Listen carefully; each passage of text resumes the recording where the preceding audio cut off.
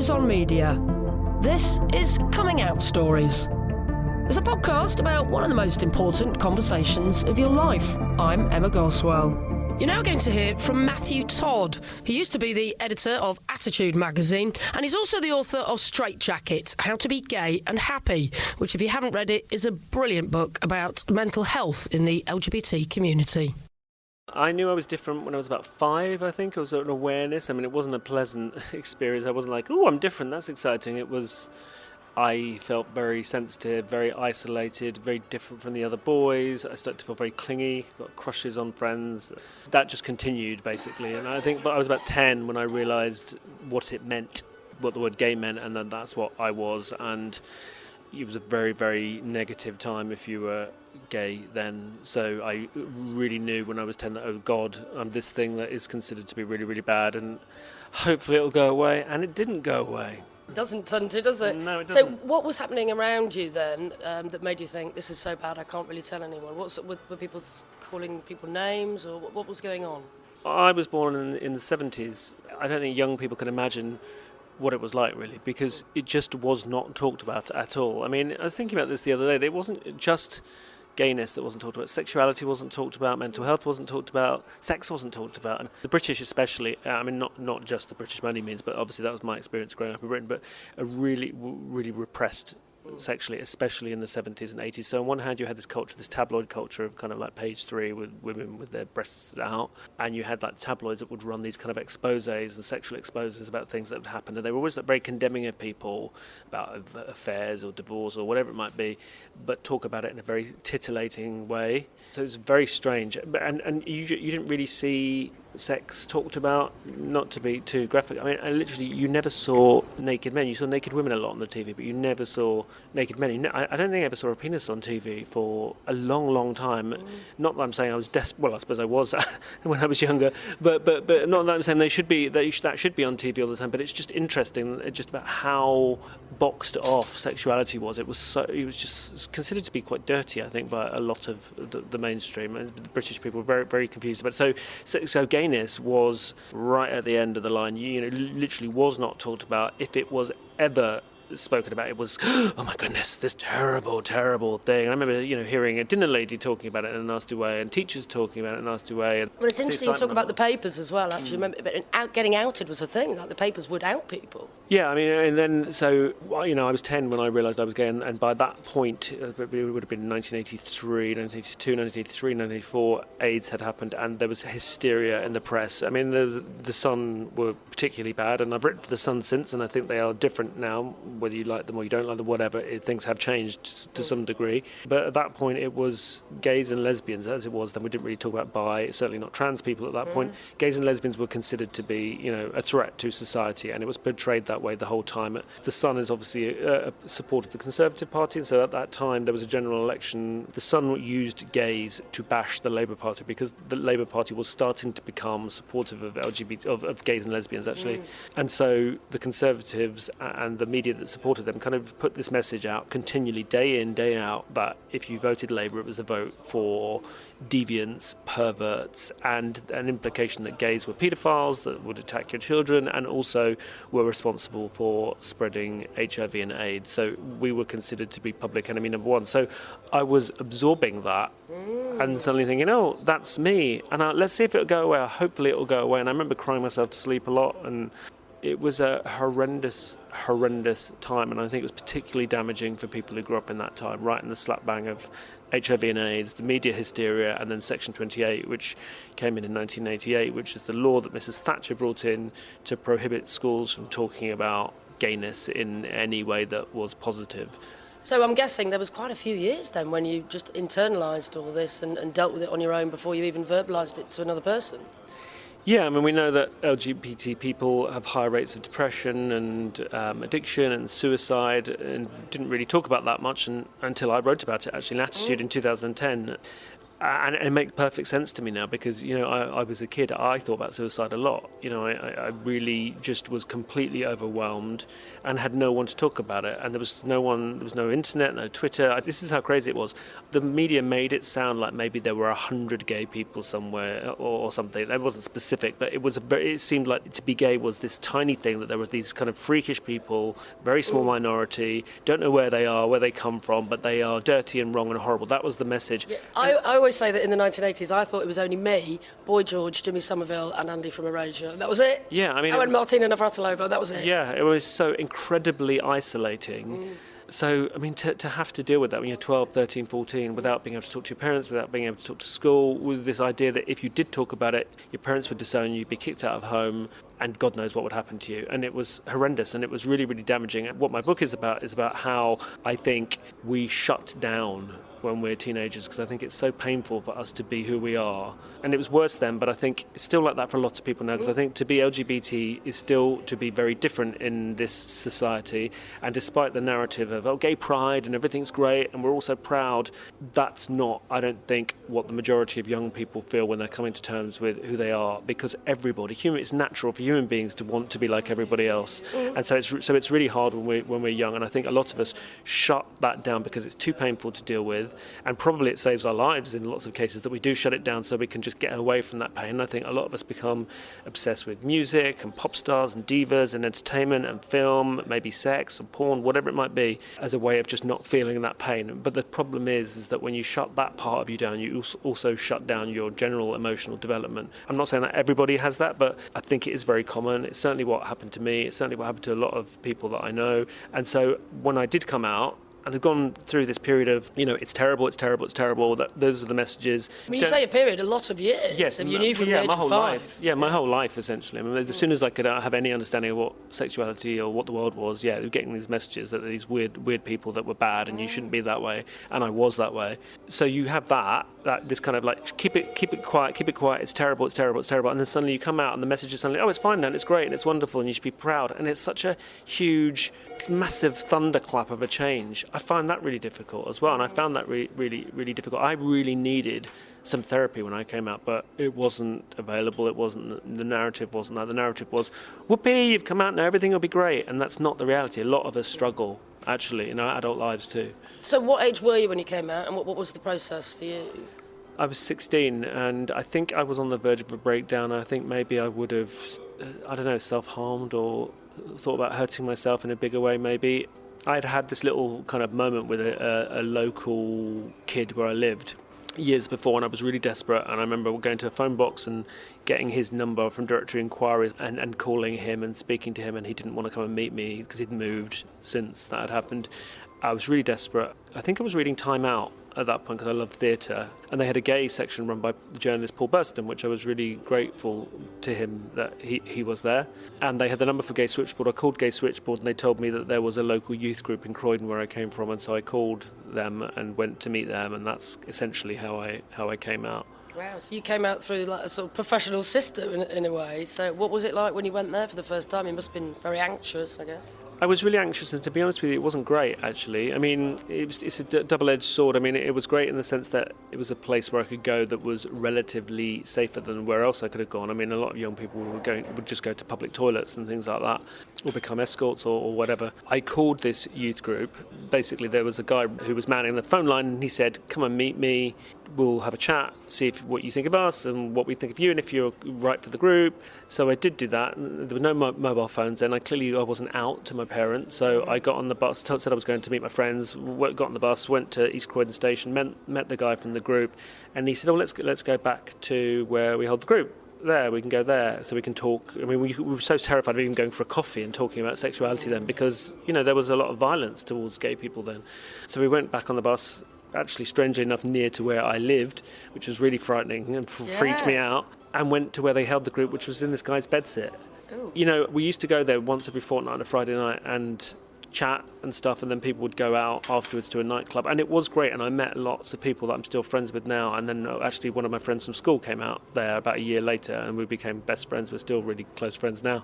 But I don't think it was a particularly safe space. There were older people there, older men that made it clear they were interested in the younger guys a lot. It didn't feel like an appropriate. You can't imagine that happening now, actually, can you? No one would hold a youth group in their bedsit. Not in a bedsit. I mean, No. it's not appropriate to hold a youth group in someone's personal, private flat, let alone a tiny little bedsit. But It's kind of like indicative of how secretive things were in the 80s, I guess. Yeah, and also, like this is a really hard thing to talk about. But I think for me, when I was coming out, the narrative was we as a community, LGBT people or gays, are perfect and can do no wrong. There are problems amongst our community.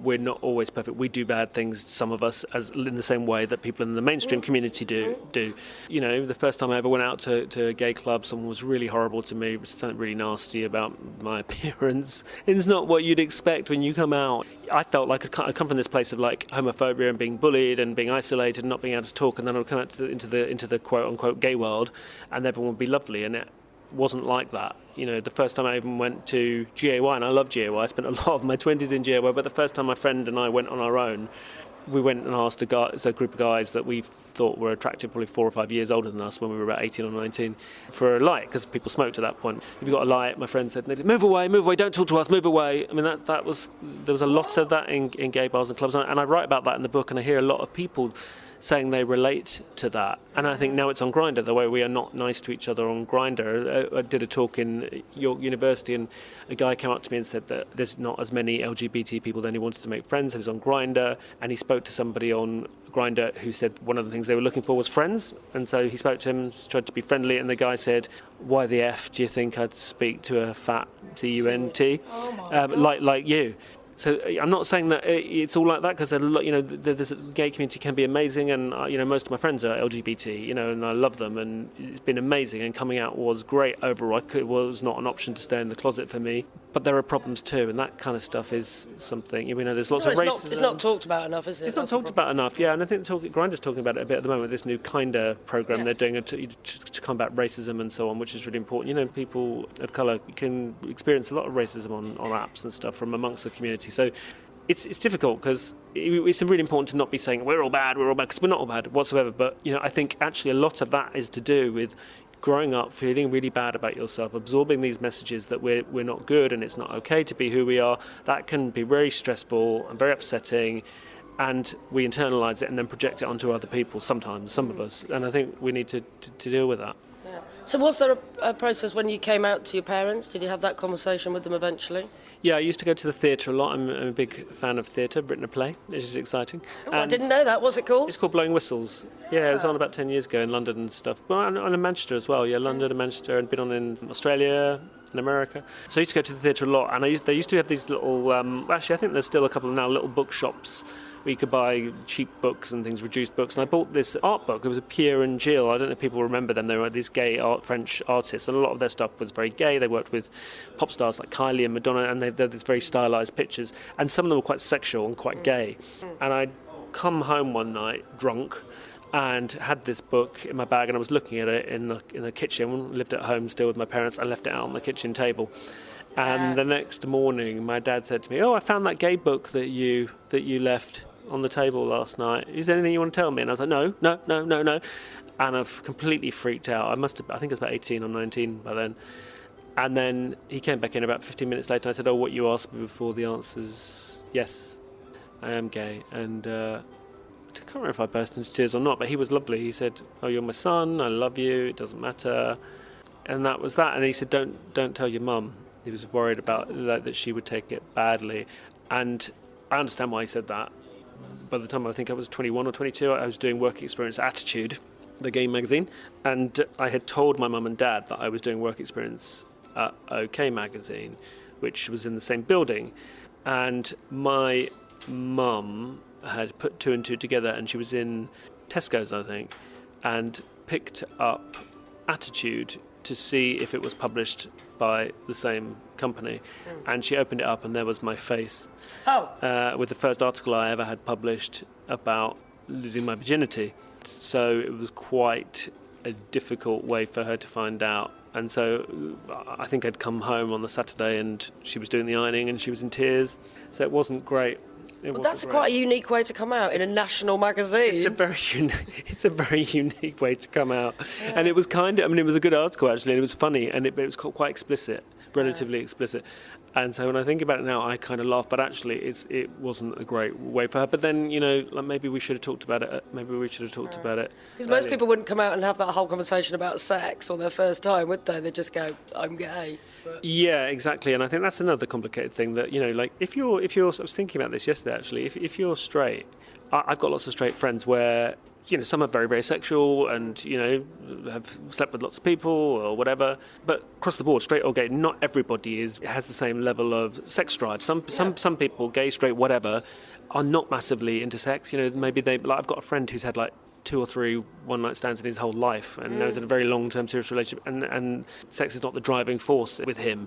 With my straight friends, I know some of them date girls occasionally. They're not that fast when they were younger, but then they eventually got married, but again, they're not that sexual. Whereas if you're gay, when you come out, the way the society is, it's almost like you're waving a flag that says, sex, sex, sex. So with men, when you come out, a lot of people will just think about anal sex. They'll just think, it's almost like declaring to your family about I have anal sex. This is what I've always thought is the problem, Matthew. This is why I think gay people have such a hard time, LGBT people have such a hard time of it, because people always think about sex and they don't think about LGBT love. They don't think about that. It's always about the sex, isn't it? Yeah, it's almost as if you're defining yourself by the sexual act or by the fact, if you're a lesbian, it's automatically this is what we do, what do lesbians do, this is the kind of sex we have, in the same way with the gay men. I'm not saying that's our fault, it's not our fault. But I do think where we do contribute, especially with gay male culture, is that gay male culture is so ridiculously overly sexual.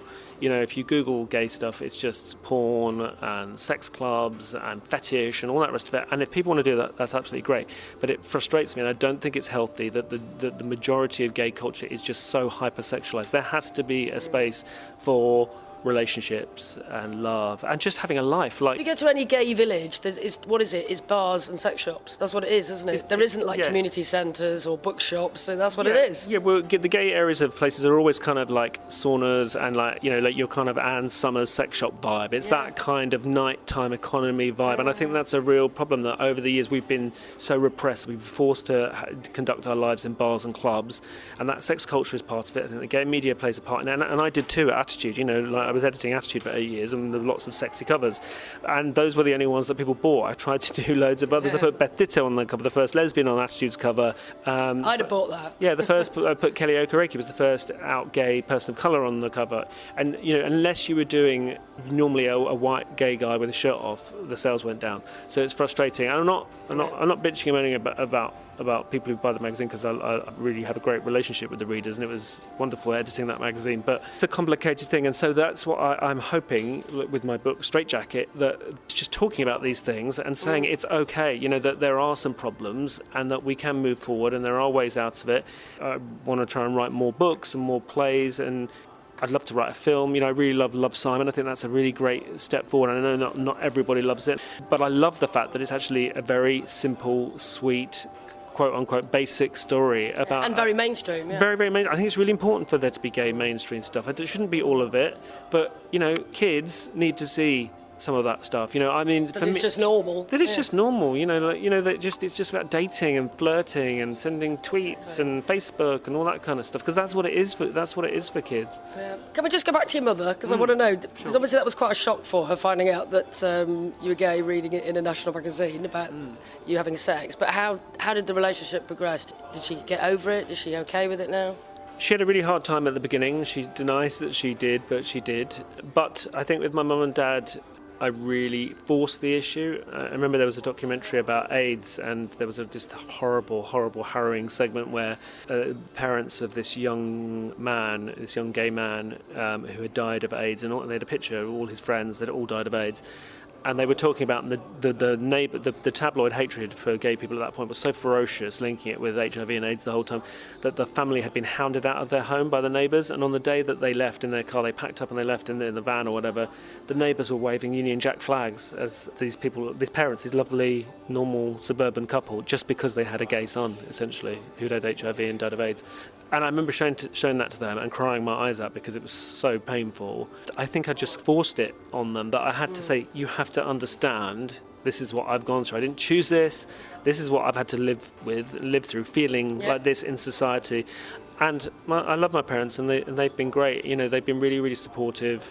I remember one of my boyfriends, which is quite a serious relationship, I took him down to meet them for the weekend, and they were really lovely. And I remember my mum on the phone saying to me, you know, she's very nervous about it. She found it really hard. But then literally 10 minutes in, once he got there, because he's so lovely and charming, she said to me, "Oh, he's lovely."